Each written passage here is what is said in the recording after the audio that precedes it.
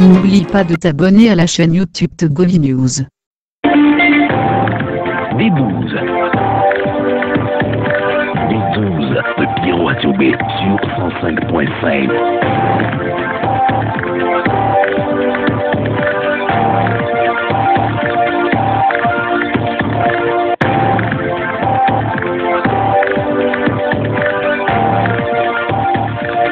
Mesdames, Messieurs, bonjour et merci pour votre fidélité à Pyramide FM et au D12, le rendez-vous politique du dimanche. Ce dimanche, 11 novembre, le monde célèbre la fin de la Première Guerre mondiale.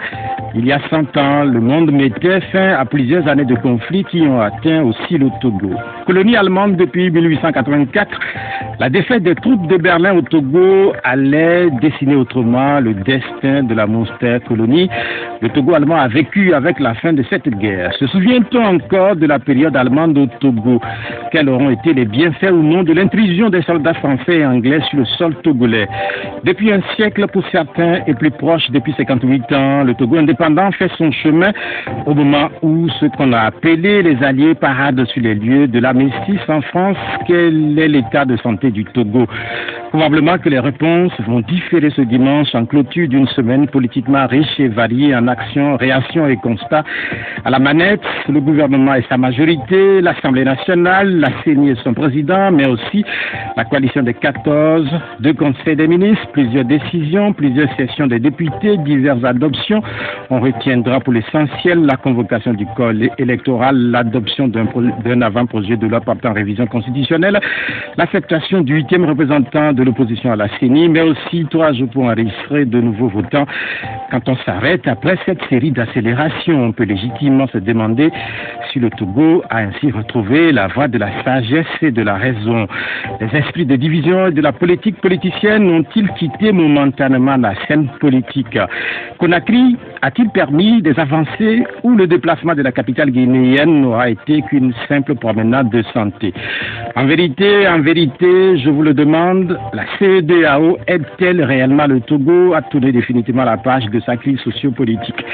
Alpha Condé et Nana Akufo-Addo ainsi que l'ensemble des chefs d'État de la communauté sont-ils aussi préoccupés au même degré que des millions de Togolais de Lomé à Saint-Cassé? Une des questions qui ont pris corps dans les esprits des Togolais de savoir comment est-ce qu'ils vont passer ou observer les fêtes de fin d'année. Le petit Papa Noël sera-t-il au rendez-vous avec des cadeaux, des jouets et autres programmes festifs? C'est Brigitte Adjamago Johnson qui est notre invitée. La coordinatrice de la coalition de l'opposition nous dira si la coalition survivra-t-elle à l'épreuve des échéances des prochaines semaines au Togo. Les numéros de l'émission sont 96 50 34 37 et sont 10 43 09 70. Le technicien est Vincent Boga, coup de York. Monsieur Tadjamago Johnson, bonjour. Bonjour. Comment vous allez? Ça va bien, nous merci. ne sommes pas à la télé. Malheureusement, nous ne sommes pas à la télé. Et quand vous étiez rentré en studio, je vous complimentais pour votre boubou. Parce qu'il est beau ce boubou. Je ne sais pas combien ça coûte, mais... Oh là là. Même celui qui filme, il confirme que ça doit coûter un peu. Vous avez participé à plusieurs émissions depuis le début de la crise et je ne sais plus si vous êtes toujours intéressé par les émissions, si vous lassez finalement d'être appelé à participer à ces émissions-là, puisque depuis plus d'un an maintenant, vous avez fait plusieurs plateaux. Je ne sais pas quel est votre état d'esprit ce dimanche. Non, mais c'est un état d'esprit combatif, un état d'esprit d'une leader qui est heureuse de pouvoir s'adresser aux auditeurs de Pyramide FM qui sont des Togolais et des Togolaises épris de liberté et qui aspirent à la démocratie et qui se battent et qui ont foi en ce que ce combat aboutira. Et il aboutira, quelles que soient les difficultés, au contraire.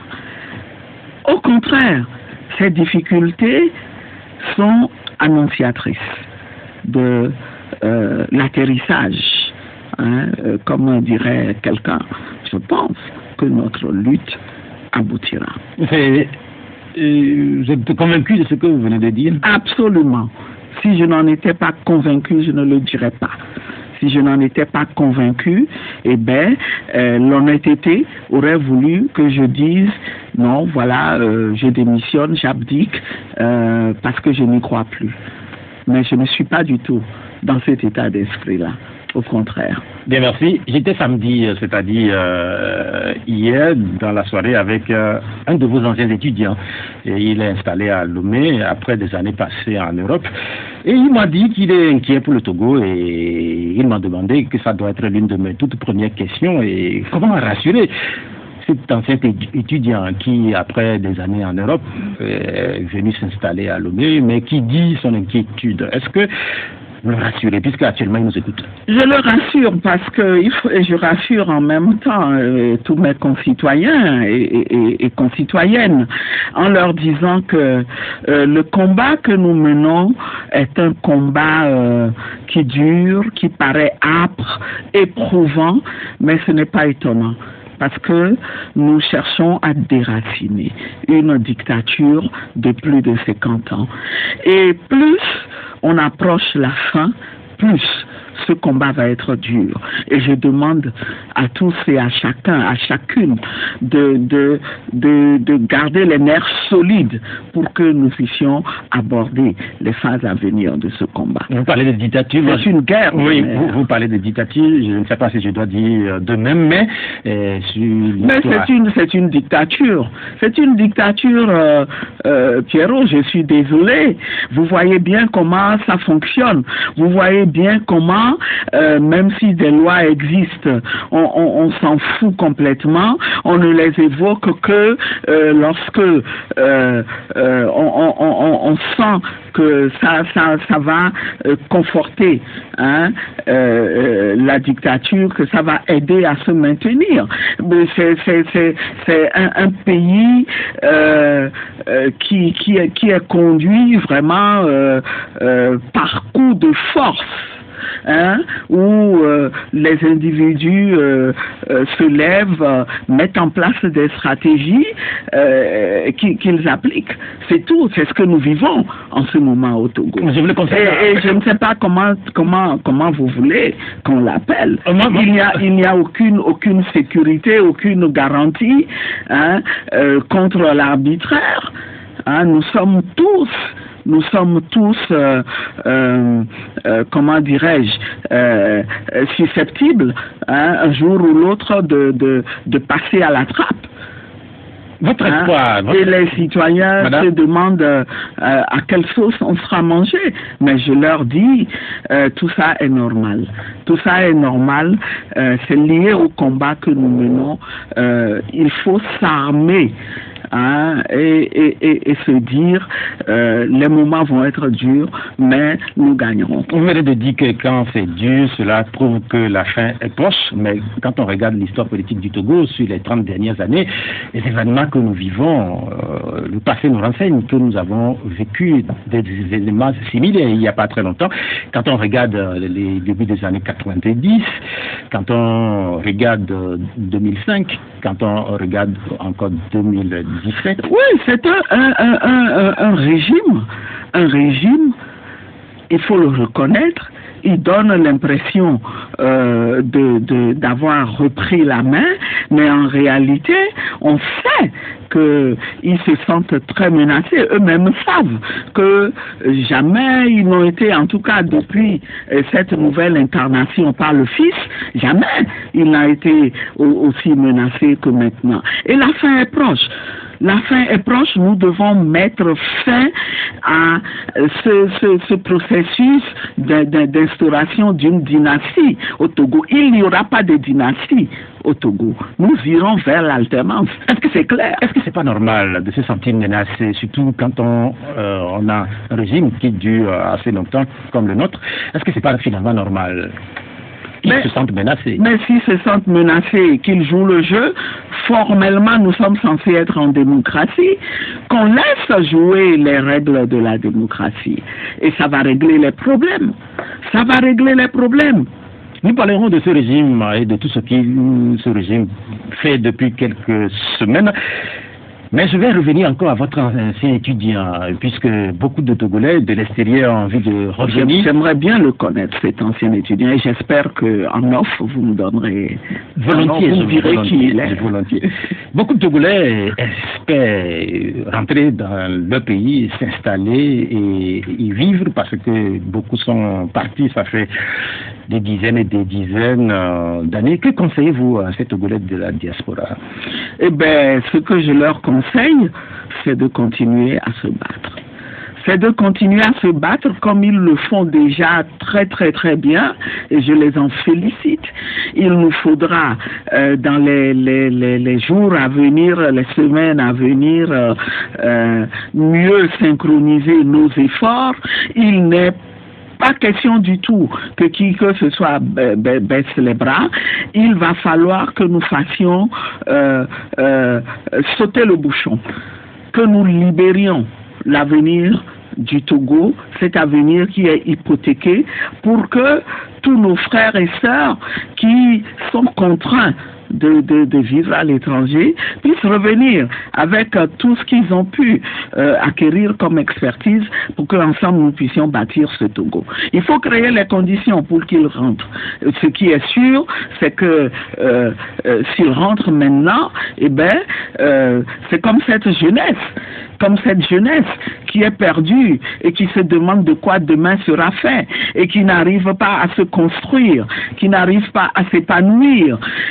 Il faut faire quelque chose. Quand on parlait de conditions, le pays avance. Oui, quand on parlait de conditions sur le plan économique, plusieurs institutions internationales ont salué ces derniers jours les efforts qui sont faits par les autorités du Togo. Ces chiffres ont été portés à bout de bras par le régime et plusieurs de ses soutiens. Est-ce que vous joignez vous savez, madame, je vais terminer la question. L'instant de cette embellie-là, est-ce que vous joignez votre voix? Non, mais moi, ce que je sais, c'est que les chiffres, on peut leur faire dire ce que l'on veut. Et ce que je sais aussi, c'est que le meilleur indicateur, c'est les retombées que nous avons sur les populations, et pour l'instant, les retombées sont plutôt négatives. Les retombées sont plutôt négatives. Vous savez discuter avec les opérateurs économiques et vous verrez comment ils se plaignent. Vous verrez, ils vous diront que l'économie togolaise est à terre, que rien ne bouge. Hein, les gens ne savent pas où donner de la tête. Et allez interroger l'OTR pour voir quelles sont ses recettes, quel est le niveau de ses recettes. Hein, depuis quelques années, il y a des indicateurs qui ne trompent pas. Nous, on se laisse pas impressionner par ces satisfecits qui sont délivrés par les institutions internationales. D'ailleurs, ces institutions n'ont jamais développé un pays. Pour développer un pays, il faut une vision de la part des dirigeants qui aiment leur pays, et il faut une volonté politique. Pour l'instant, nous ne l'avons pas encore au Togo. La seule volonté que nous avons au Togo, c'est celle d'un régime qui veut se maintenir coûte que coûte. Ce qui se dit de plus en plus porte sur les réformes, que les autorités du Togo portent les réformes économiques. Mais vous venez de dire que le panier de la ménagère ne ressemble pas les effets de ces réformes-là. Comment justement améliorer cet environnement? Mais comment l'améliorer? Mais c'est évident. C'est évident que à la base, il y a un problème politique qu'il faut régler. Et ce problème politique est lié à la gouvernance. Vous ne réglez pas les questions de gouvernance, mais on a beau faire des réformes, c'est des réformes de pure forme. Je ne veux pas faire un jeu de mots. Chacun sait que ces réformes ne régleront rien tant qu'on continuera à gouverner le Togo comme il est gouverné, tant qu'il y aura des individus qui, du moment où ils font allégeance au régime, sont autorisés à faire ce qu'ils veulent, à piller, à gérer les ressources comme ils veulent, à les piller sans reddition de compte, et c'est l'impunité totale. Vous croyez que c'est dans ce contexte d'impunité et pour les crimes économiques que l'on va développer le Togo? Mais ça ne trompe personne. Ça ne trompe personne. Les institutions internationales ne font que de la diplomatie. Et vous savez, si ces institutions devraient développer... Non, mais elles ont leur logique, elles obéissent à leur logique. Elles obéissent à leur logique. Elles obéissent à leur logique. Donc, même la coopération, la coopération, qu'elle soit internationale ou bilatérale, elle est au service d'intérêts qui sont des intérêts étrangers. Ce n'est pas pour les beaux yeux des Togolais. Sinon, il y a longtemps que on ne parlerait plus de pays en développement. Je pense qu'il est temps de se dire les choses. Il est temps de se dire les choses. Et personnellement, je suis heureuse quand j'entends des chefs d'État aujourd'hui, comme le chef d'État ghanéen, dire courageusement nous n'avons plus besoin d'aide et dire nous voulons ceci pour notre pays. Je pense que il y a de quoi se réjouir en espérant que ça va montrer la voie à la nouvelle génération de dirigeants qui va suivre. Vous parlez des conditions politiques à améliorer pour qu'éventuellement l'économie puisse en tirer profit. Nous allons parler de politique. Aujourd'hui, les Togolais, ils n'ont plus confiance en les faits politiques. Ils se posent des questions sur ce qui arrive à leur classe politique. Depuis bientôt 30 ans, après le soulèvement du 5 octobre, visiblement, on a l'impression comme s'il y a une maladie qui atteint cette classe politique-là. Est-ce que, quelque part, vous avez un problème? Quand je dis vous, y compris ceux de l'opposition et du pouvoir, est-ce que vous avez un problème? Ah ben, je comprends pas le sens de la question. Ce que je sais, c'est que il y a une partie de la classe politique qui comprend très bien les aspirations du peuple et qui essaye de faire prévaloir ces aspirations. Et en face, nous avons une autre partie de la classe qui, elle, n'a d'autres soucis que de servir des intérêts claniques. Et par la même occasion de servir leurs propres intérêts particuliers, c'est tout. Pour moi, c'est aussi simple que ça. C'est aussi simple. Voilà le jeu qui se fait. Donc le problème, c'est le régime qui est là. Absolument. Le régime est la source des problèmes des Togolais. Il est la source des souffrances des Togolais. Et les Togolais le savent qu'ils ne pourront espérer bien vivre un jour qu'en changeant de régime. Et c'est pour ça qu'ils se battent. Les problèmes que nous avons au Togo, ces problèmes ont été transportés le week-end dernier à Conakry, puisque vous-même, vous faites partie de cette délégation qui est allée rencontrer notamment le président guinéen Alpha Condé, et il se dit qu'à un moment donné des discussions, Alpha Condé, le président de la Guinée, aurait dit qu'il n'est pas au courant du déroulé de la feuille de route au Togo. Est-ce qu'il a vraiment dit? Mais vous savez, d'abord je voudrais dire à Conakry qu'il y a eu des consultations bilatérales. Et dans les discussions que nous avons eues avec le président Alpha Condé, effectivement, nous avons été étonnés d'entendre que le président, en tant que facilitateur, n'avait à ce jour obtenu aucun compte rendu formelle de la mise en œuvre de la feuille de route de la part de la CEDEAO. Et c'est quand le président a fait cette observation en présence du commissaire chargé des affaires politiques, le général Béhanzin, que ce dernier a pris la parole pour dire oui, c'est vrai, le président de la commission, il n'est pas là parce que ce matin-là, alors qu'on l'attendait pour commencer les discussions, on nous a dit qu'il a dû rapidement aller en Guinée-Bissau. Et donc, le commissaire Béhanzin a dit oui, mon patron n'est pas là, mais monsieur le président, si vous voulez, je peux vous faire un compte rendu succinct de la mise en œuvre de la feuille de route du 31 juillet. Voilà comment ça s'est passé et nous nous en étonnons. Nous nous étonnons de ce que le dossier togolais soit géré de cette manière-là au sein de la CEDEAO qui est censée assister les facilitateurs. Nous aurions pu imaginer qu'un mécanisme soit mis en place pour que régulièrement, je ne sais pas si c'est toutes les semaines ou toutes les 2 semaines, que la CEDEAO qui assiste le comité de suivi, qui fait partie du comité de suivi, puisse rendre compte, puisqu'il y a des fonctionnaires payés pour être au service des pays et des peuples de la CEDEAO. La moindre des choses est que toutes les 2 semaines au moins, qu'un rapport puisse être adressé aux facilitateurs. Mais, eh bien, le président Alpha Condé s'en est plaint. Donc, vous étiez dans la salle. Est-ce que cela était sincère? Mais bien sûr. Bien sûr, pourquoi voulez-vous que nous doutions de sa parole? Pourquoi voulez-vous?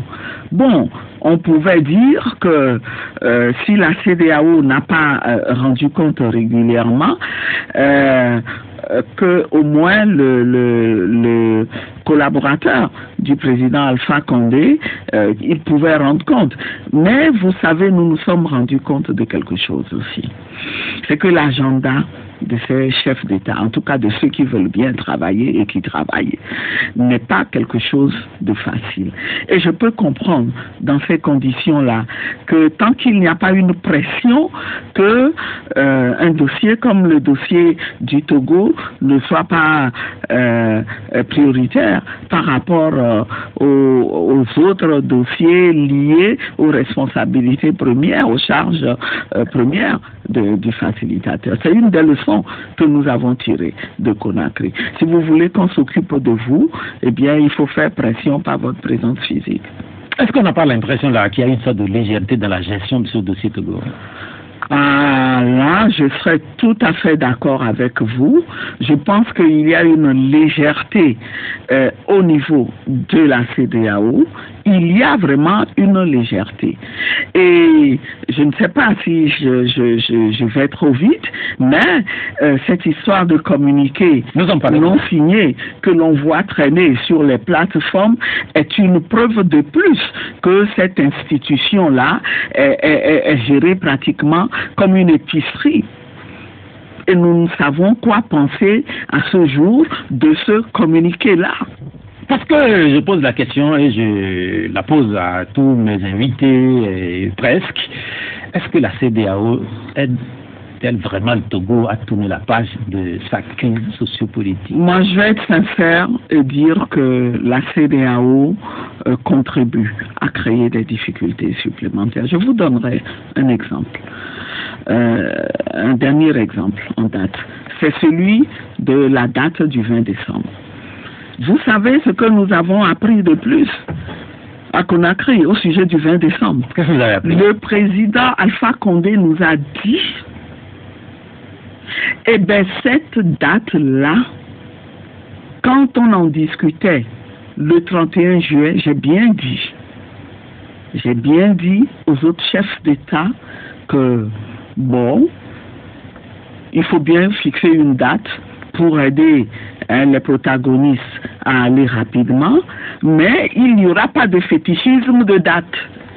C'est là que nous avons compris que la même expression que le ministre Thibou Camara a répétée plus tard dans une interview, eh bien c'est là que nous avons compris que politiquement qu'il ait pu dire ça parce que il se sentait couvert par le fait que c'est ce que son patron pense. Et donc si on a affaire à des adversaires qui sont des adversaires de bonne foi, eh bien il devrait savoir que l'esprit du 20 décembre, ce n'est pas une date péremptoire et que c'est une date indicative, étant entendu que le plus important, c'est que on conduise un processus électoral consensuel et de qualité.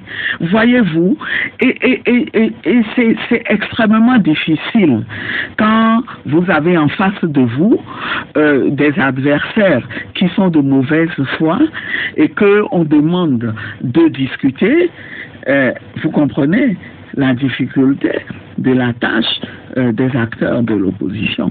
Est-ce que c'est quelque part, est-ce que c'est pas cette difficulté qui révèle aujourd'hui peut-être toutes les difficultés que la CEDEAO elle-même a à gérer le cas togolais? Eh ben moi, décidément, je ne sais pas. C'est comme si on communiquait on communiquait en pensée. Et moi, je ne suis pas loin de penser.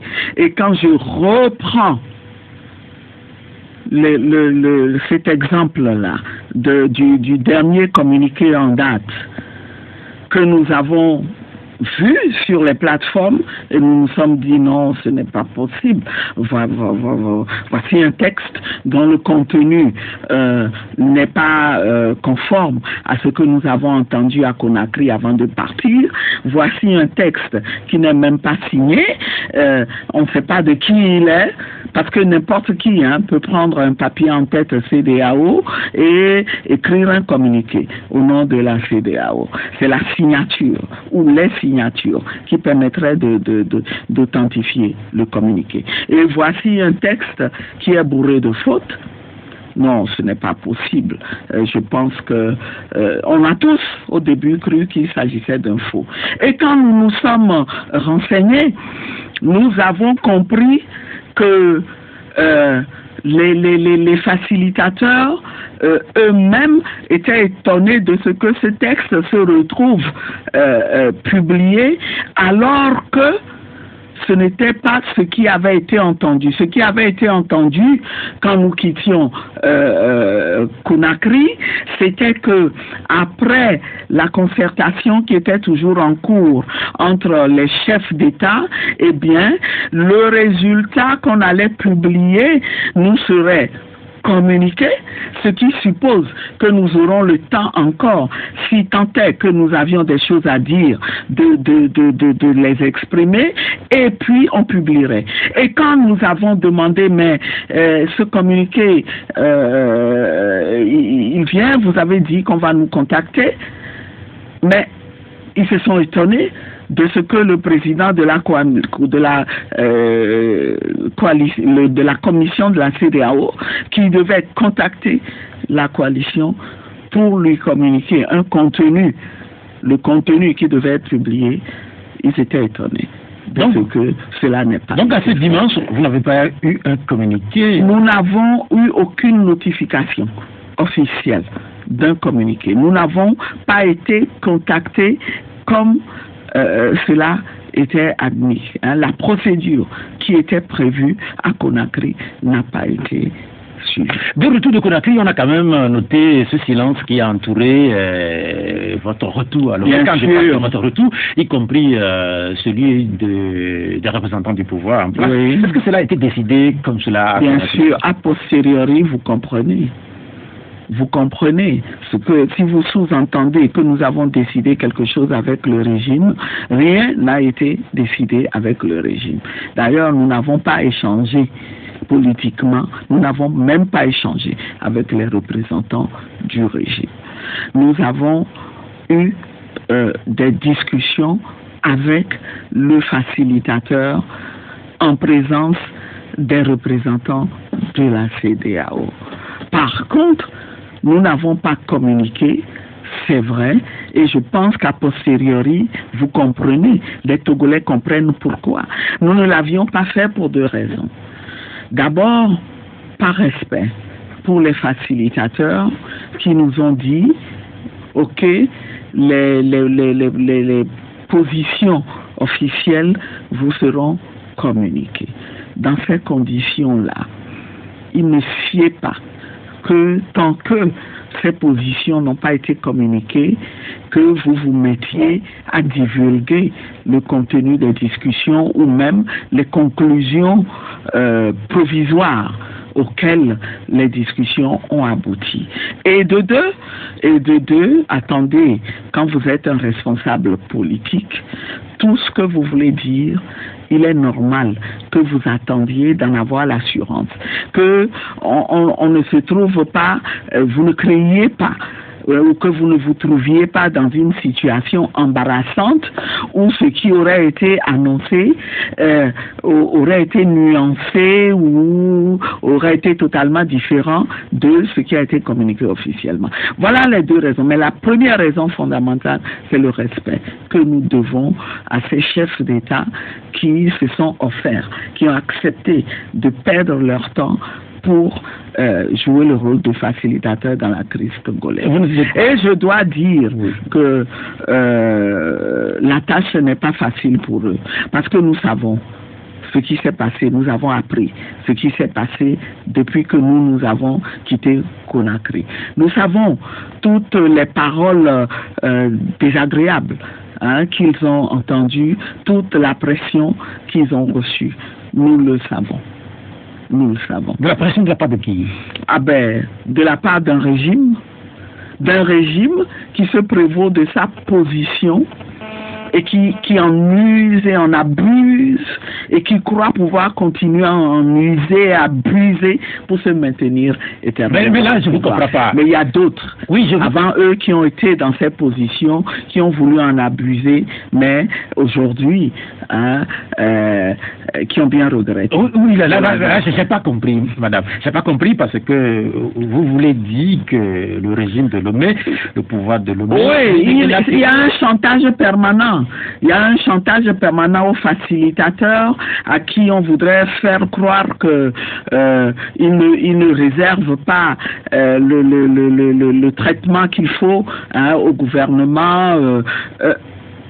C'est un chantage permanent qu'on leur fait. Et on évoque tout le temps une certaine souveraineté qu'on incarne, en oubliant qu'on est vraiment contesté et qu'on n'a plus aucune légitimité et que le peuple est en rébellion, quasiment. Vous l'avez appris comment et ces menaces viseraient, ou ces chantages viseraient le président de la Guinée, ou celui du Ghana, ou l'ensemble des chefs d'État de la sous-région? Je sais que les deux facilitateurs souffrent beaucoup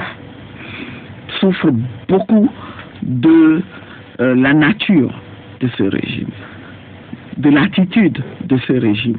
Mais c'est tout bon pour nous.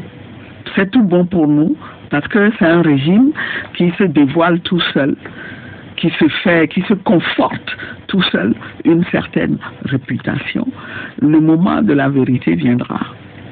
Absolument.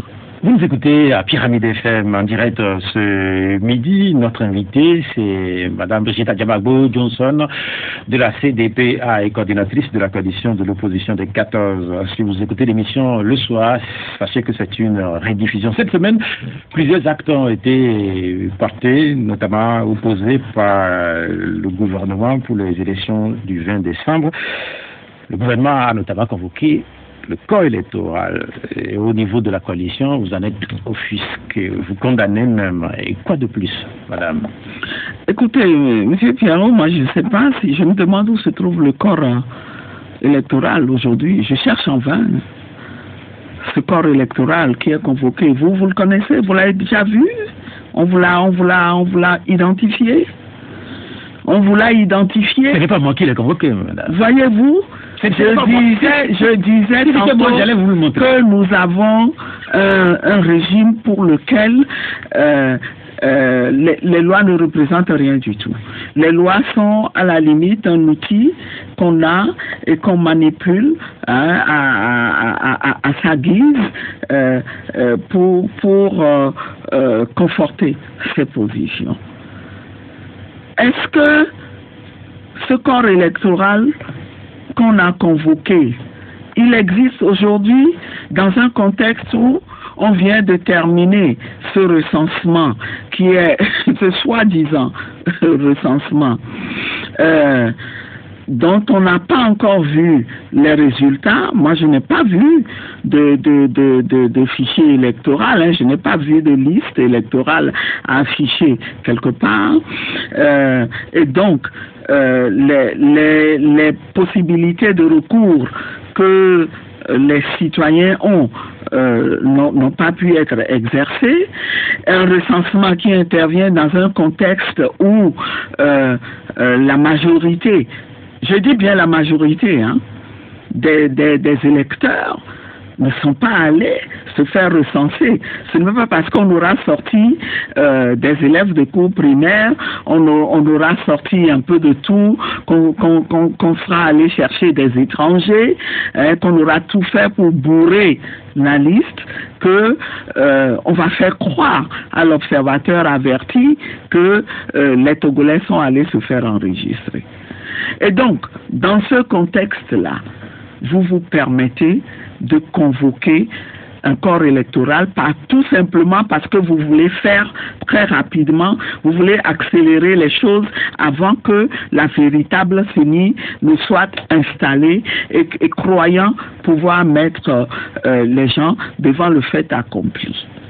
Voilà la situation à laquelle nous faisons face, et c'est ridicule. Nous avons un régime qui ne craint pas le ridicule, et heureusement que le ridicule ne tue pas.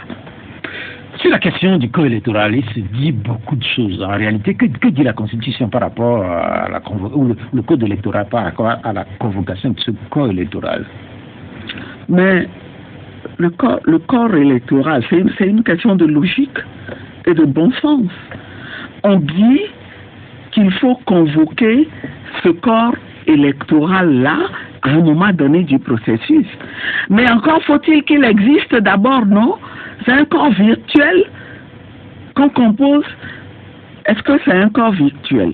Alors, on convoque un corps électoral et on ouvre la période de dépôt des candidatures, et puis on se rend compte que, oh là là là là, on va être coincé parce que, bon, on va nous reprocher d'avoir empêché des candidats qui ne se sont pas enregistrés parce qu'ils ont respecté le mot d'ordre du boycott. On dit, ah non, exceptionnellement, hein, vous pouvez déposer vos dossiers, même si vous ne vous êtes pas encore fait enregistrer, même si vous n'avez pas encore de carte d'électeur. Mais est-ce que vous voyez ce désordre-là, cette bouillabaisse? C'est dans ça qu'on va organiser des élections qui ne seront pas contestables, qui vont mettre fin à plus d'une année de crise. Est-ce que finalement, pour faire référence à la phase récente de cette crise? Quand on regarde, est-ce que finalement, ce n'est pas une préparation? On vit dans l'illusion, dans un cocon. Madame, est-ce que ce n'est pas finalement une préparation de crise? Parce qu'on est en crise et on se presse et finalement... On veut aggraver la crise. Ah. On veut aggraver la crise. Et je ne sais pas dans quel but ultime, mais on l'aura. On l'aura si on s'entête. Parce que dans certains milieux, il se dit par rapport à la convocation du code électoral, qui n'est précisé nulle part ailleurs, que ce code devrait être constitué avant d'être convoqué. Qu'on pouvait le constituer au fur et à mesure que le processus avance. Voyez-vous, des fois, on se demande comment certaines personnes réfléchissent. comment certains des concitoyens réfléchissent. Et on n'a pas du tout peur de se ridiculiser. On avance toutes sortes de raisonnements. On ne respecte aucune convention, aucun code. On fait comme si chacun était libre d'interpréter selon des paramètres qui sont les siens, et on crée une cacophonie qui ne dit pas son mot. Moi, je ne veux pas répondre à cet argument. Je ne veux pas répondre à cet argument. Parce que quand on parle de corps électoral, ça correspond à quelque chose de précis, à quelque chose qu'on peut circonscrire. Et aujourd'hui, ce corps électoral-là, il n'est pas circonscrit. Il n'est pas encore. Si on demande aujourd'hui la liste, le fichier électoral, eh bien, l'office de CENI ne peut pas la produire. Mais ils le produiront plus tard. Après avoir convoqué, c'est ça. Est-ce que à cette allure, on peut tout se permettre? Est-ce que justement, oui, justement là, on peut dire qu'on est un peu dans l'absurde, mais est-ce que ça va avoir des incidences sur le processus si ce corps qui n'est pas constitué aujourd'hui et qui est convoqué, est-ce que en le convoquant aujourd'hui, avant de le constituer, est-ce qu'on aura des incidences sur le vote du vin? D'abord, vous parlez du vin. Moi, je ne sais pas de quoi vous parlez. Ce que je sais, c'est que, enfin, le régime a daigné autoriser une Assemblée nationale à ses bottes à nommer le 8e membre, le 8e représentant de la coalition, et que, enfin, la CENI va pouvoir, ils vont pouvoir se retrouver avec les 8 autres représentants pour organiser la CENI et pour réfléchir à un chronogramme, affiner le chronogramme, comme cela a été dit le 23 septembre dans le relevé des conclusions, et un processus électoral consensuel, rassurant, qui inspire confiance à tous les Togolais pourra avoir lieu. Et on nous dira quand est-ce que nous pourrons aller à des élections qui sont des élections de la qualité que les Togolais attendent. À propos du 20 décembre, on a eu quand même plusieurs déclarations à la suite de l'annonce de ce 20 décembre ou bien de la confirmation de ce 20 décembre. Le chef de l'opposition, Jean-Pierre Fabre, parlait d'amusement, que le chef de l'État, Fouad Gnassingbé, et sa majorité s'amusent. Mieux, ou peut-être plus, le PNP avec sa réunion hebdomadaire, on a appris que, oui, où le processus sera arrêté. Qu'est-ce que vous ajoutez à toutes ces déclarations venant, par exemple, de la CDPA ou de Mme Adiamabou? Non, j'ajoute ce qui est. J'ajoute ce qui est, et qui est que le 20 décembre n'est pas une date péremptoire, que on ne peut pas, les chefs d'État eux-mêmes ont compris qu'ils ne doivent pas sacrifier la qualité et ils ne doivent pas sacrifier la paix qui est au bout, qui sera au bout d'élections transparentes et démocratiques. Vous faites allusion à quel chef d'État? Vous parlez de quel chef d'État? Mais je parle des deux facilitateurs. Mais les deux facilitateurs... Les autres chefs d'État, nous ne les avons pas vus. Mais ils se sont entendus. Au sommet, cela a été dit explicitement. Si vous faites allusion au chef d'État, notamment aux deux, le dernier communiqué de la CEDEAO vient confirmer que les élections doivent avoir lieu au Togo le 20 décembre. Et ils sont en phase. En réalité, ils sont en phase avec ce qui se passe. Justement, Pierrot, justement, et vous m'offrez l'occasion de mettre encore une fois le doigt sur un indicateur qui montre que ce communiqué est un communiqué bizarre, à part le fait qu'il n'est pas signé. Lorsque le communiqué qui est censé, qui est supposé être cautionné par les facilitateurs, mentionne que le prolongement du recensement va se faire sans préjudice du 20 décembre, vous voyez que c'est totalement contraire à ce que le chef de l'État guinéen nous a redit devant témoins. Il nous a refait l'histoire, la genèse de ce 20 décembre-là. Il nous a dit le contexte dans lequel ça a été choisi. Et je préfère croire que ce monsieur pour lequel nous avons beaucoup de respect parce qu'il s'est sacrifié, Quel monsieur? Pour nous aider à régler le chef de l'État guinéen qui est un des facilitateurs. Je préfère croire qu'il ne peut pas être incohérent à ce point. Et je dis, et j'en tire la conclusion que ce communiqué que nous voyons circuler porte la marque du gouvernement, qui justement, encore une fois, abusant de son statut, a forcé le contenu. C'est une expression qui vient du régime en place. Quand on parlait de ce monsieur Alpha Condé, il n'y a pas très longtemps, un de nos invités ne croyait plus à sa crédibilité à intervenir dans la crise togolaise, puisque lui-même a des problèmes chez lui en Guinée. Est-ce que quelque part, ça ne joue pas contre le Togo, la situation en Guinée? Ben, naturellement, je pense que c'est du pain béni pour le régime qui veut résister. Et on sait qu'ils en ont aisé, abusé aussi. C'est du pain béni. Mais ce qui nous intéresse, nous, c'est que le président Alpha Condé en est venu à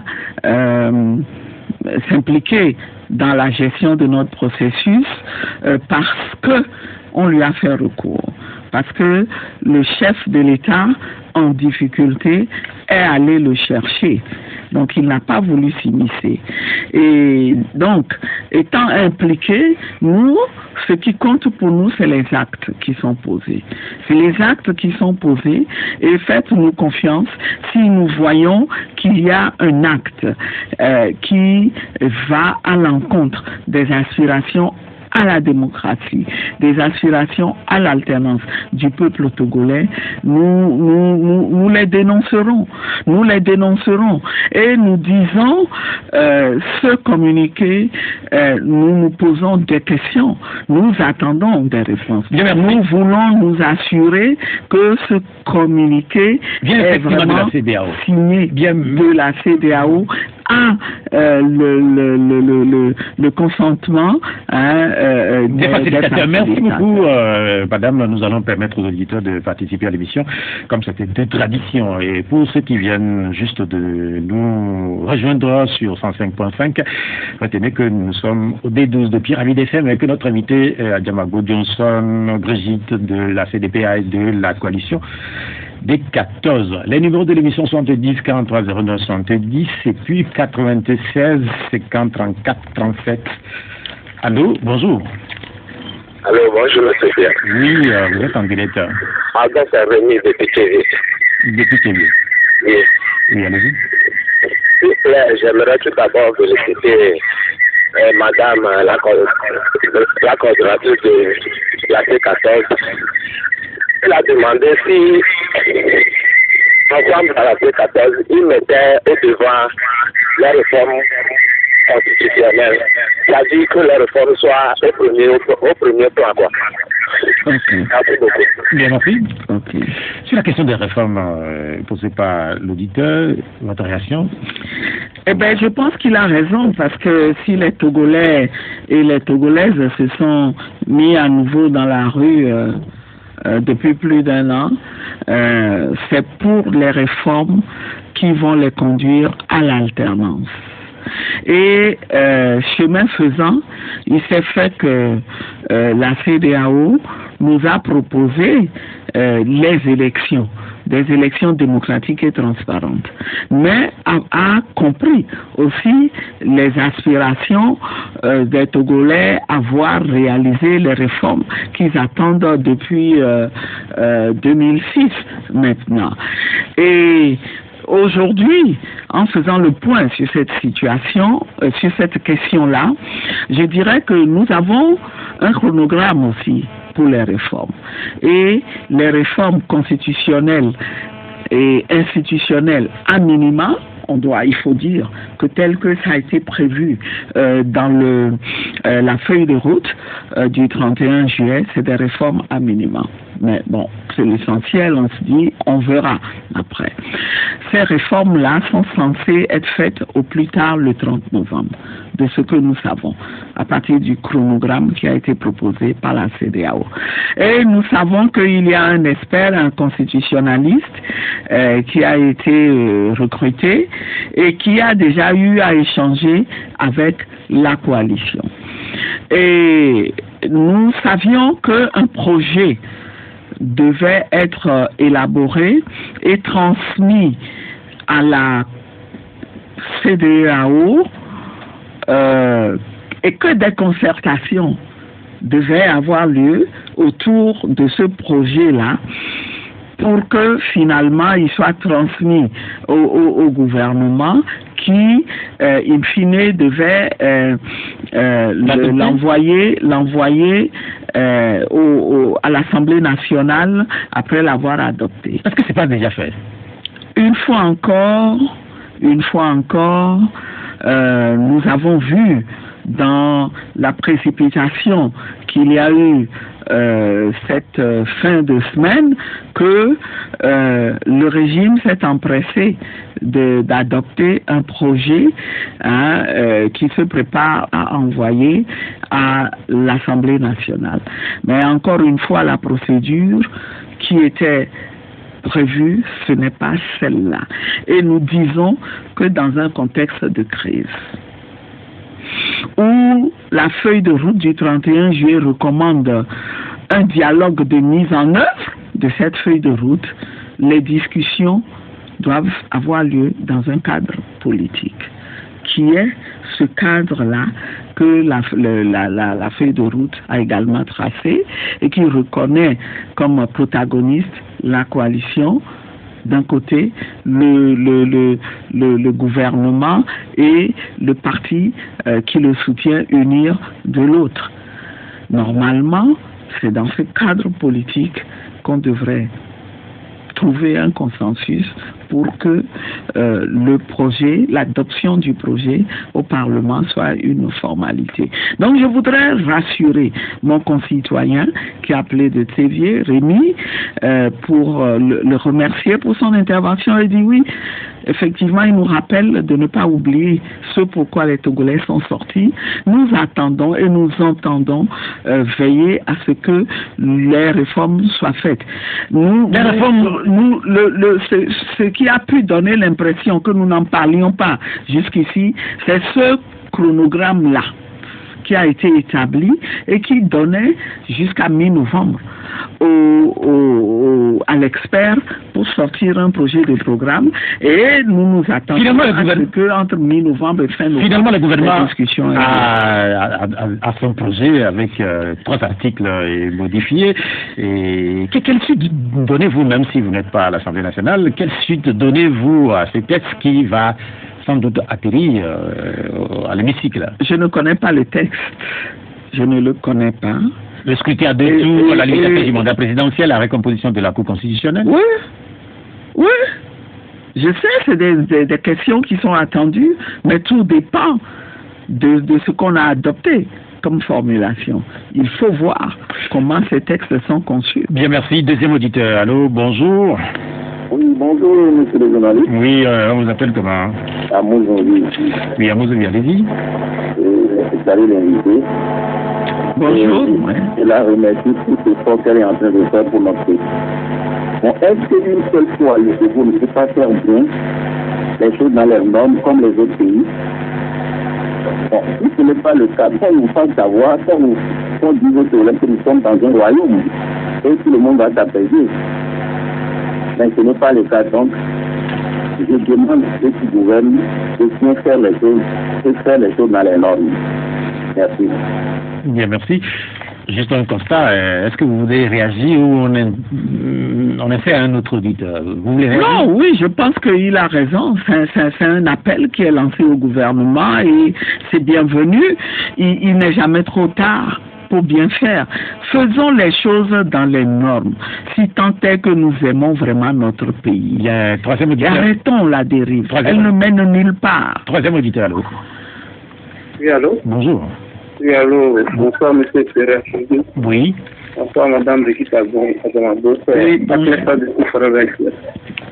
Ok. Oui, j'aimerais savoir si, selon un programme personnel de la coalition, est-ce qu'ils peuvent nous donner quand aura lieu peut-être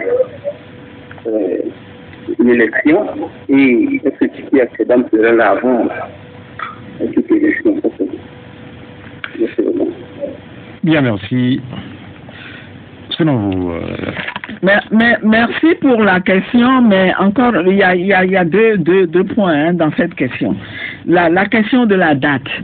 Mais la question de la date, la position de la coalition a toujours été... Cette question relève du ressort de la CENI. Mais encore faut-il laisser la CENI faire son travail de manière indépendante et en tant qu'institution spécialisée avec toutes les expertises dont elle a besoin. C'est la CENI, en l'état actuel des choses, qui, s'étant réunie, va pouvoir examiner le processus et dire voilà le calendrier qui est raisonnable si nous voulons bien faire les choses et organiser des élections démocratiques, des élections qui ne soient pas contestées. Et donc, nous ne pouvons pas, a priori, nous prononcer sur une date précise. Nous croyons en l'indépendance de la CENI. Il faut la laisser travailler de manière indépendante et non lui donner des ordres comme le régime a toujours fait et comme il est en train de faire. Mais nous sommes en contexte de crise, madame, vous le savez, et que cette date-là n'a pas été précisée par la CENI, cette date a été donnée par la CEDEAO. À titre indicatif, et les chefs d'État, la CEDEAO, à travers les débats que nous avons eus la dernière fois, le 23 septembre, tout comme les débats récents que nous devons avoir à Conakry, ils reconnaissent que si la CENI, ayant examiné tout ce qu'il y a à faire et ayant conçu le processus, aboutit à la conclusion que c'est à telle date qu'on pourra organiser des élections, mais la CEDEAO et le sommet des chefs d'État ne pourra qu'entériner. Le sommet des chefs d'État ne pourra pas les obliger parce qu'ils savent les conséquences que ça pourrait amener. Vous savez très bien que de presser une CENI à organiser des élections coûte que coûte. Le prochain sommet de la CEDEAO, c'est le 22 décembre. Donc, oui. 2 jours après le 20 décembre. Tout à fait. Donc, quelque part, est-ce qu'il ne va pas être trop difficile d'avoir l'aval de ces chefs d'État-là qui se réuniraient? Pourquoi? Oui, pourquoi est-ce que ce serait difficile d'avoir leur aval si on laissait la CENI faire son travail tranquillement? Clairement, pourquoi est-ce que, par exemple, ces chefs d'État-là ne disent pas, et puisqu'on parle de fétichisme de date, à vous qui êtes allé à Conakry, pourquoi est-ce que ces chefs d'État ne prennent pas leurs responsabilités pour dire publiquement que... Voyez-vous, je vais vous dire encore une fois les choses autrement. Nous sommes dans un haut lieu de la diplomatie. Et des chefs d'État sont amenés à interférer dans un conflit qui oppose un gouvernement à ses concitoyens. J'ai bien pesé mes mots. Je n'ai pas dit à son opposition. J'ai dit à ses concitoyens. À une partie de ses concitoyens. À ses concitoyens. À l'immense majorité de ses concitoyens. Et, écoutez, quand on a beau analyser les choses et qu'on voit très bien que il y a des responsabilités qui incombent au gouvernement et qui sont à la base de ce conflit, on prend des gants pour le dire. Mais parce qu'on prend des gants, ce gouvernement qui n'est pas raisonnable, parce que on est courtois, on respecte les règles diplomatiques, eh bien, il prend tout pour argent comptant. Il fait exprès, mais il va le faire jusqu'à ce que ça lui retombe à la figure. Allô? C'est pas parce qu'on vous respecte que vous ne réfléchissez plus pour comprendre ce qu'on est en train, pour décoder ce qu'on est en train. On a compris, madame. On va insérer le 4e auditeur. Allô? Allô, bonjour, monsieur Pierrot. Oui, bonjour. Monsieur Apelleté de Coubert. Oui, Apelleté, allez-y. Oui, bonjour, madame. Bonjour, monsieur Apelleté. Oui. Il y a assez d'ici dans la résolution de la crise du Togo. Quand vous voyez bien, constaterez que même les pacificateurs sont activés. Moi, je veux savoir s'il arrivait, malgré votre boycott, que le pouvoir organise et remporte les élections. Merci, madame. Merci beaucoup, c'est une très bonne question, chers concitoyens. Mais je voudrais vous inviter à vous joindre aux actions que la coalition va commencer à mener à partir de maintenant pour faire entendre raison au gouvernement, pour soutenir le combat, l'action que nous représentants à la CENI vont mener, parce que nous n'allons pas nous croiser les bras et attendre que les élections unilatérales avec un corps électoral qu'on fait constituer et des candidats qu'on a cooptés aux conditions qu'on a choisies, que ces élections-là soient organisées pour mettre le Togo en péril. Non, non, non, c'est un devoir pour nous tous de nous lever et d'éviter que ça n'arrive, d'amener nos frères qui sont en perdition, nos frères et sœurs qui sont en perdition, de les amener à devenir raisonnables. Bien, merci à notre auditeur. Allô, bonjour. Allô, bonjour Pierrot. Oui, c'est Canidec. Oui. Comment vous allez? Ça va bien. Ok, allez-y. Bonjour madame. Bonjour Canidec, comment allez-vous? Ça va. Ok. Je salue M. Johnson, quelque part dans la salle d'attente. Mais il n'est pas venu pour la première fois, il n'est pas venu aujourd'hui. Ah, ok. Bon, madame, oui. Vous ne voyez pas que la CEDEAO s'est fragilisée dès le départ.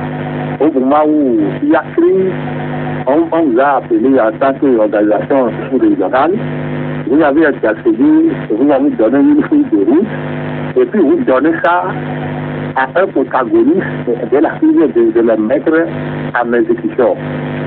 Vous ne voyez pas que c'est ça qui fait que la CEDEAO est aujourd'hui dans l'obligation d'accompagner le pouvoir dans son jeu pour réitérer 2005.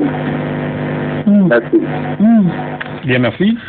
Très bonne analyse que je renforcerai. C'est vrai, la CEDEAO aurait dû nous écouter quand, dans le mémorandum que nous avons présenté à l'occasion du sommet du 31 juillet, nous proposions la mise en place de l'ouverture d'une transition avec des institutions de transition, un exécutif, un législatif qui aurait pour tâche principale de mettre en œuvre la feuille de route qu'on aura adoptée.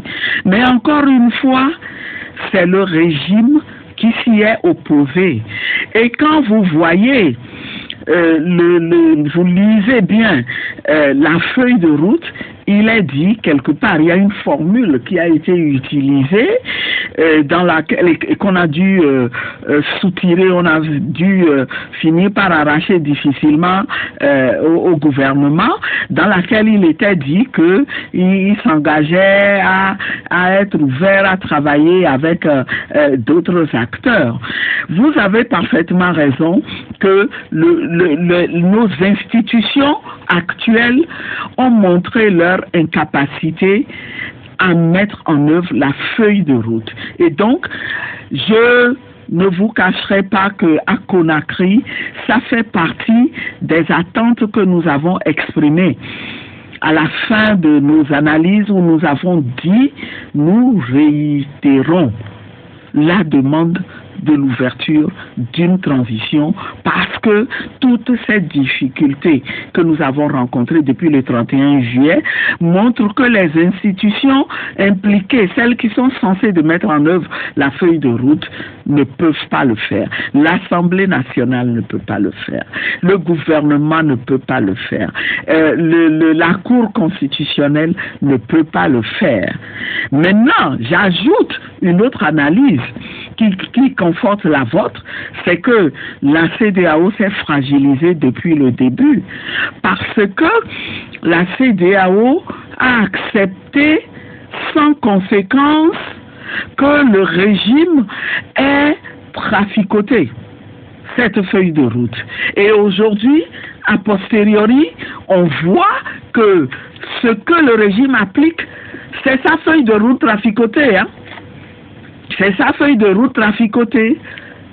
C'est-à-dire, on prend la CENI telle qu'elle existait et qu'elle nous arrangeait, il n'est pas question d'une CENI inclusive, paf, on a biffé cette partie de la feuille de route et on court, on fait du forcing et c'est nous qui décidons et l'opposition n'a rien à dire et voilà pourquoi il fallait absolument qu'on soit membre du comité de suivi pour être parmi les décideurs et bloquer les choses et si les décisions qu'on voulait prendre ne vont pas en notre faveur. C'est grave. C'est grave que la feuille de route, nous nous sommes dit, nous sommes des acteurs externes à cette CEDEAO. Nous avons fait le constat, nous en avons parlé, nous avons expliqué que le gouvernement a traficoté la feuille de route et on était dans l'attente que la CEDEAO allait en tirer toutes les conséquences. Elle n'a pas fait. Au contraire, elle n'a pas fait. Ok, après Kenny Decker, nous allons avoir notre auditeur. Allô? Allô? Oui, bonjour. Bonjour, c'est M. Eric. Eric? Depuis Agoué. Oui, allez-y.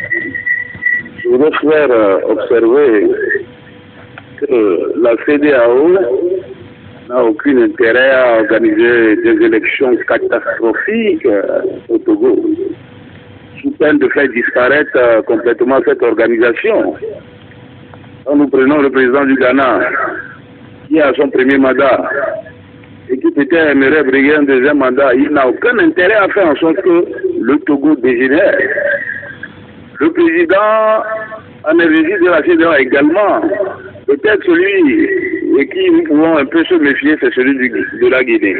Maintenant, je voudrais demander, ou bien exhorter Madame Adjamagbo et toute sa C14 à mettre une pression incommensurable.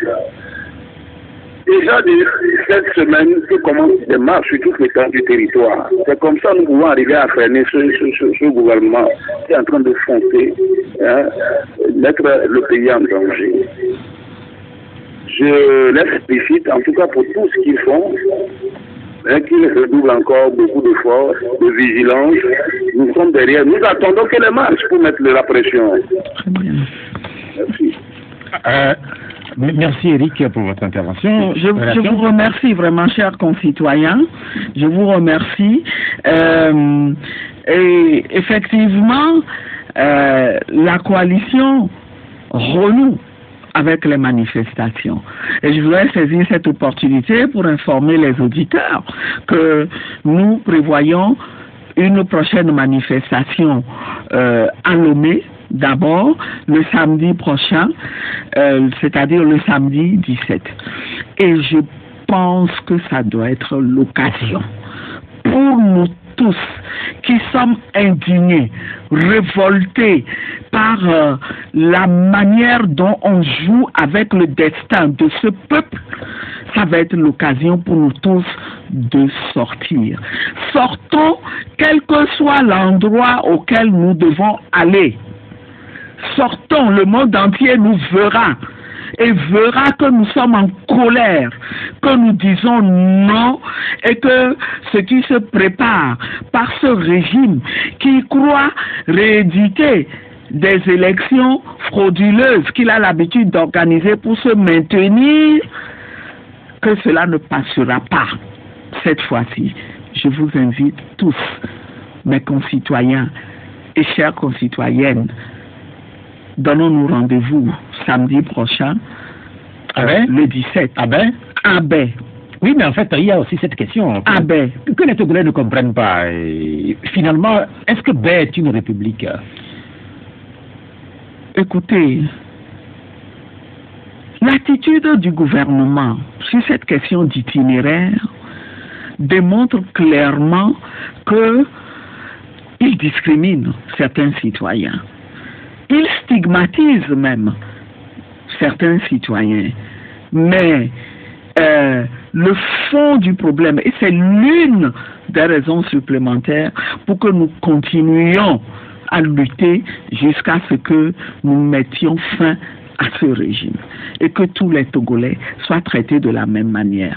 Ne nous laissons en aucun cas arrêter par ces subterfuges dont on espère qu'ils vont décourager, démobiliser. Ne nous trompons pas d'attitude, chers concitoyens.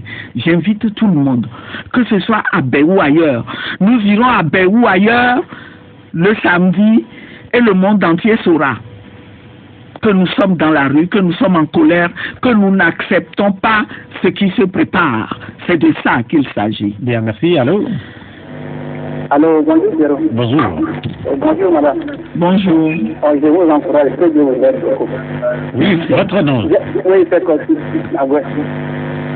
J'aimerais savoir, lorsque vous quittez le pays pour des discussions ailleurs, donc il semblerait que ce n'est pas au milieu de vous. Oui. Pourquoi? Oui. Et si l'autre fois, vous avez vu, nous, en tant que jeunes, en quête d'emploi, ils ont organisé un concours, nous invitant. Oui. Nous avons déposé le dossier. Oui. Mais bon, ils n'ont pas pu recevoir sur le dossier quand même. Ils ont vu qu'ils étaient incapables de recevoir sur le dossier. Oui. Et, madame, quel regard jetez-vous sur cela? Merci beaucoup. C'est pénible. C'est pénible. C'est pénible en tant que leader politique aspirant à gérer ce pays. On mesure l'ampleur de ce qui nous attend, de ce que ce régime a créé en plus de 50 ans de gouvernance. Et en même temps, on se dit, c'est bien. C'est bien parce que nous allons vers la fin. Lorsque, pour un concours de recrutement dans l'enseignement, lorsqu'on voit tous ces jeunes qui se sont mobilisés en se disant, oh, c'est peut-être une opportunité. C'est peut-être une opportunité pour se caser quelque part. Et que dans le même temps, on entend le régime nous chanter à tue-tête que les jeunes sont une priorité, qu'on est en train de faire la promotion de l'entrepreneuriat, qu'on met en place des fonds pour promouvoir les jeunes. On se rend compte que tout ça n'est que du bluff.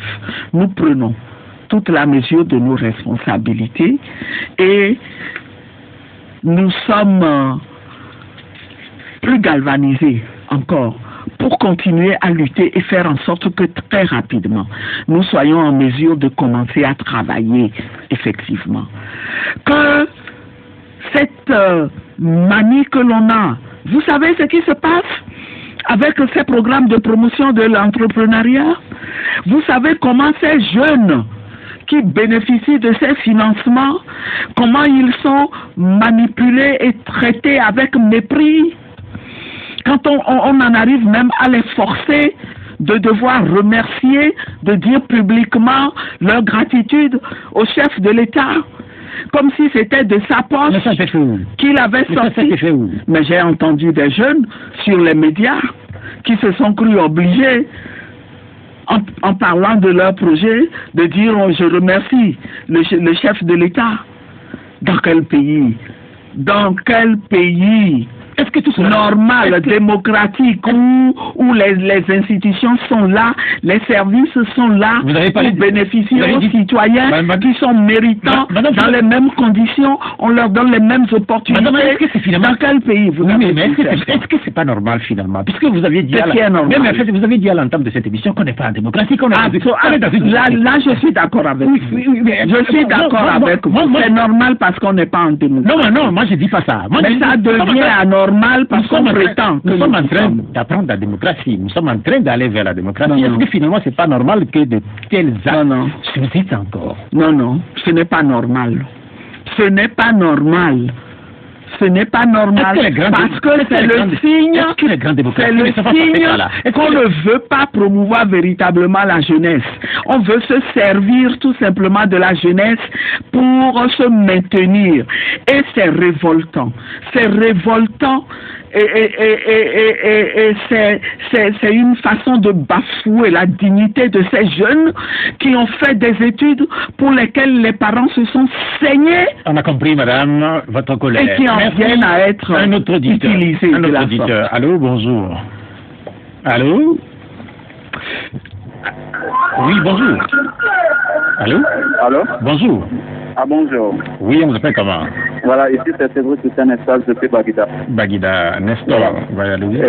Bonjour, madame Adamampo. Bonjour. J'ai seulement 2 questions pour elle. Et bon, nous savons qu'actuellement la CENI a appelé au dépôt des candidatures. Cette CENI-là, dont ils contestent le président. Bon, est-ce qu'ils vont déposer la candidature ou pas? Ou bien ils comptent encore sur une certaine prorogation exceptionnelle plus tard pour ne pas déposer la candidature pour pouvoir faire repousser les élections. Voilà. Et puis, madame, vous dites des choses vraiment intéressantes. Par votre bouche, je viens de comprendre que le professeur Condé dit n'être pas d'accord pour le 20 décembre, donc dit, bon, s'il ne s'inscrit pas dans cette feuille de route, est-ce que vous essayez de nous dire? Essayez un peu de nous expliquer, s'il vous plaît. Merci beaucoup et bonne journée à vous. Merci, depuis Baguida. Réaction? Chers concitoyens, merci d'intervenir dans ce débat-là, même si je sens que je ne suis pas parfaitement sur la même longueur d'ordre que vous. Vous me demandez si nous allons déposer nos candidatures pour participer à l'élection du 20 décembre. Eh bien, d'après vous, que ferions-nous, que devrions-nous faire si nous sommes des gens cohérents, des gens consistants, des gens qui savent ce qu'ils veulent et des gens qui veulent vraiment se battre pour que ce pays soit libéré de la dictature. Ce que nous allons faire, chers concitoyens, c'est que nous allons nous battre pour que ce régime revienne à la raison. Nous allons nous battre pour qu'il revienne à la raison. Alors, vous demandez si le président Alpha Condé n'étant pas d'accord avec la date du 20 décembre, ne s'impliquerait pas dans la mise en œuvre de la feuille de route. Et en même temps, avant de le dire, vous avez supposé que nous pourrions refuser de déposer nos candidatures pour repousser le 20 décembre. Vous n'avez rien compris à toutes ces explications. Ce que je voudrais faire, c'est peut-être vous inviter à vous rencontrer en dehors de cette émission-là pour que je prenne le temps de vous expliquer de quoi il s'agit, de vous expliquer nos positions et je suis convaincu que désormais vous seriez le premier à soutenir nos actions. Quant à ce qui concerne, l'hypothèse que vous aviez émise que le président Alpha Condé ne s'impliquerait pas dans la mise en œuvre de la feuille de route, je vous en laisse l'entière responsabilité. J'ai bien dit que le président Condé nous a expliqué quand nous avons posé le problème du 20 décembre, que ce 20 décembre n'a jamais été un problème. Parce que au 31 juillet, c'était entendu dans la salle qu'il n'y aurait pas de fétichisme autour de cette date. Vous l'avez dit plusieurs fois déjà, donc on va retourner au téléphone. Je l'ai dit plusieurs fois, mais c'est la première fois qu'on apprend que c'est dans la salle du sommet que ça a été dit. Et donc, ceux qui ne veulent pas comprendre et qui prétendent que c'est une date péremptoire sont de mauvaise foi. Bien, merci. Allô? Allô? Oui, allô, bonjour. Allô? Oui, Allô, bonsoir. Oui. Monsieur Mohamed. Mohamed. Bon, je remercie Madame Brigitte Adjamago Oui, pour son intervention. Mais moi, j'ai une question à leur poser. Comme un sous-entend qu'elles sont cohérentes dans leur démarche, j'aimerais savoir si la coalition, avec maintenant les 8 représentants qu'ils ont, iront prêter serment devant la Cour constitutionnelle d'Abidjan-Assouma. Et deuxième question, est-ce que la coalition ira aux élections en candidature pour si ils auront une candidature liste commune ou ils iront individuellement à la fin et aux élections législatives de 2020 du 20 décembre. Bien, merci pour les 2 questions. Et merci beaucoup, très bonne question qui m'offre l'opportunité d'expliquer une position aux compatriotes. Le concitoyen nous demande si nos 8 représentants iront prêter serment devant la Cour d'appel, la Cour de Constitution, la Cour constitutionnelle actuelle que nous contestons.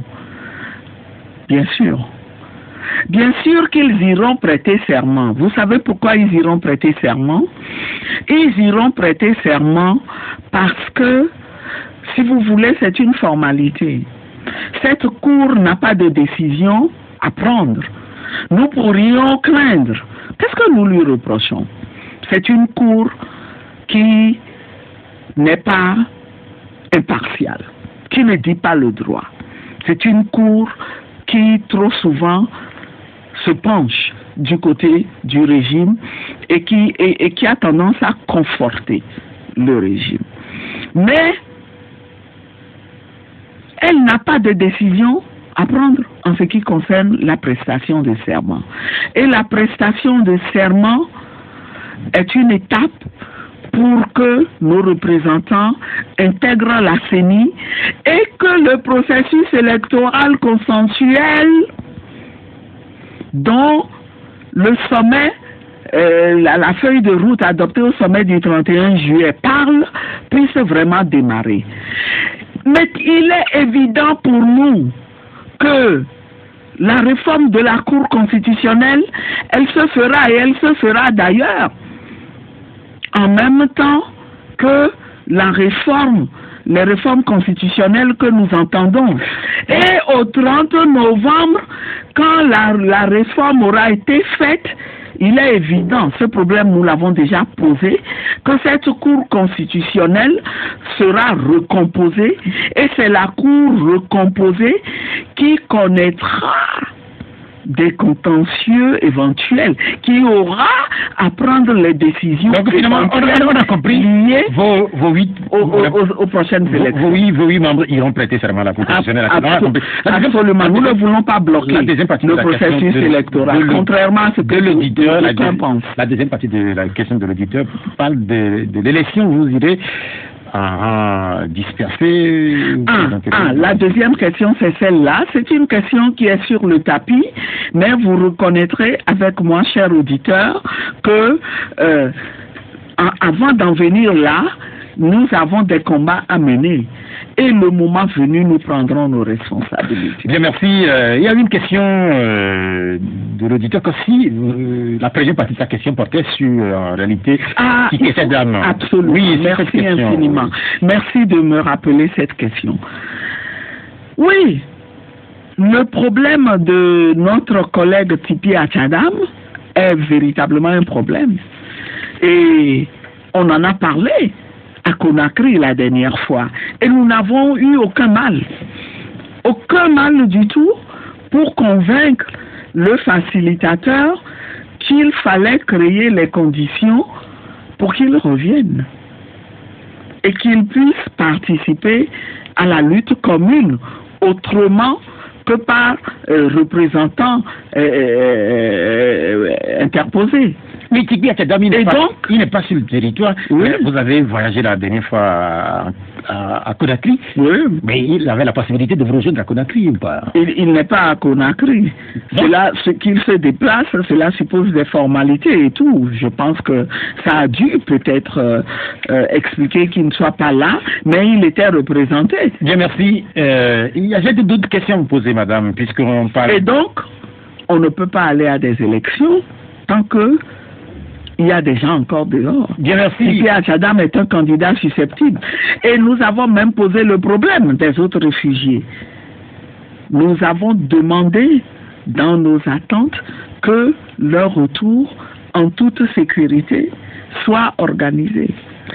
Moi, je reviens sur les élections du 20 décembre, puisque le dépôt des candidatures, cette date, je crois que l'ouverture a été faite déjà.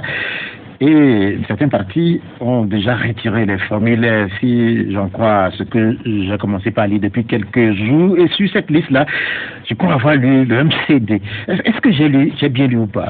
Non, je pense que effectivement, on a vu circuler le message, mais nos collègues du MCD l'ont démenti. C'est une question que nous avons abordée entre nous. Bien. Il nous reste encore 5 minutes. Moi, on va faire un peu un retour sur le passé, puisque aujourd'hui, dans le monde, il est célébré le centenaire de la fin de la Première Guerre mondiale, qu'on appelle encore la Grande Guerre. Et cette guerre avait touché le Togo, et cette célébration, visiblement, on sent rien dans nos pays, là. Tout est concentré en France. Ben oui. Oui, parce que nous avons des priorités plus prégnantes. Nous nous battons pour la survie des populations, nous nous battons pour la liberté, et c'est des valeurs qui méritent d'être défendues et qui ne sont pas aux antipodes de la célébration de la fin d'une guerre. Et surtout de cette deuxième guerre mondiale. Donc, cette première guerre mondiale. Voilà, cette première guerre. Et nous contribuons d'une certaine manière aussi à célébrer si nous continuons à nous battre au quotidien pour ces valeurs. Avant la guerre, le Togo était allemand, et avec la guerre, le Togo était entre-temps franco-britannique et puis par la suite français pour devenir indépendant par la suite. Et il se dit dans certains milieux que le Togo d'aujourd'hui serait différent. Là, on va mettre des si les Allemands étaient restés au Togo. Est-ce que vous croyez à ça? Non, ce que j'observe, c'est que effectivement, de ce qui nous est rapporté, ce qui nous a toujours été rapporté de cette période de colonisation allemande, nos aînés, nos pères ils avaient apprécié certaines valeurs. On parlait de rigueur. Voilà, notamment la rigueur dont les Allemands faisaient preuve, le goût du travail est bien fait et tout, ce qui visiblement tranchait avec ce qu'on a observé par la suite avec les Français, même si on n'était pas vraiment une colonie française. Mais moi, je ne me permettrai pas de juger. Moi, je dirais tout simplement que la colonisation en elle-même, le fait pour une nation donnée de venir s'imposer par la force à d'autres nations n'est pas quelque chose dont il faut faire l'apologie. Ce n'est pas pas parce qu'ils étaient des philanthropes qu'ils sont venus pour le bien des Africains. Et ce qui est mieux pour nous, c'est que nous, Africains, que tout ce qu'on peut tirer de positif de ce passé, qu'on le prenne, mais que nous prenions en main. notre propre développement et que nous n'attendions rien de qui que ce soit, que nous arrêtions aussi de nous lamenter sur les méfaits de cette période, parce que le moment est venu où, si nous le voulons bien, nous pouvons prendre nos destinées en main et construire le bonheur de nos populations. Prendre ce destin ou bien notre destin en main, en fait, c'est un discours qu'on entend depuis des années, mais dans les faits, les Africains sont restés visiblement d'éternels assistés. Et moi, je suis optimiste. Je vois des indicateurs. Vous savez, on peut pas dire que globalement il n'y ait pas eu de visionnaires qui ait essayé quelque chose, que ce soit de Nkrumah à Sankara. Il y a eu des visionnaires, mais malheureusement, ils étaient minoritaires et n'ont pas résisté à la conspiration d'intérêts qui les a fait périr. Aujourd'hui, il y a encore de l'espoir, parce qu'on revoit des dirigeants qui s'affirment et qui montrent que ils veulent rompre avec cette manière de maintenir la dépendance de certains peuples sous prétexte qu'on veut les aider à se développer. Je suis optimiste. Ça fait partie aussi du combat que nous menons. Vous avez dû constater que j'étais beaucoup de coups de cœur. En fait, je regardais constamment mon ordinateur. Je ne sais pas si vous l'avez constaté, parce que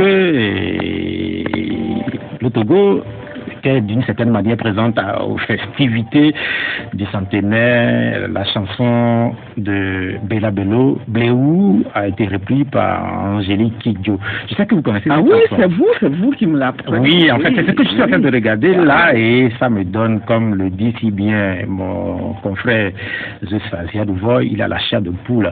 Vous avez la chair de poule aussi? Absolument. Je sais aussi que vous chantez beaucoup. Je ne vais pas vous demander de chanter aujourd'hui. Non, j'ai chanté dans ma vie. J'ai fait ça aussi quand j'étais étudiant. Bléou, c'est une très belle reprise d'Angélique Kidjo et dont je salue l'engagement en passant. Ce sont des personnalités qui font la fierté de l'Afrique. Et tout comme notre compatriote Bella Bello qui a fait l'admiration et la fierté du Togo. C'était l'époque donnée. Parmi les fiertés du Togo, sans doute qu'il y a également vous. Même si sa valeur n'était pas vraiment reconnue par le régime à l'époque, qui avait d'autres préoccupations. Bien, merci. Merci beaucoup.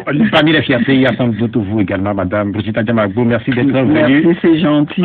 À notre invitation. Ça a été un plaisir pour moi, et je voudrais encore une fois rappeler le rendez-vous du samedi 17 à tous mes concitoyens. Bien, merci. Merci. Voilà. Cette émission, elle s'achève, elle sera rediffusée tout à l'heure à partir des 19h. Elle a été mise en onde par Vincent Boga Koudoyor. Je suis Pierrot Atioubé, à dimanche prochain. Au revoir.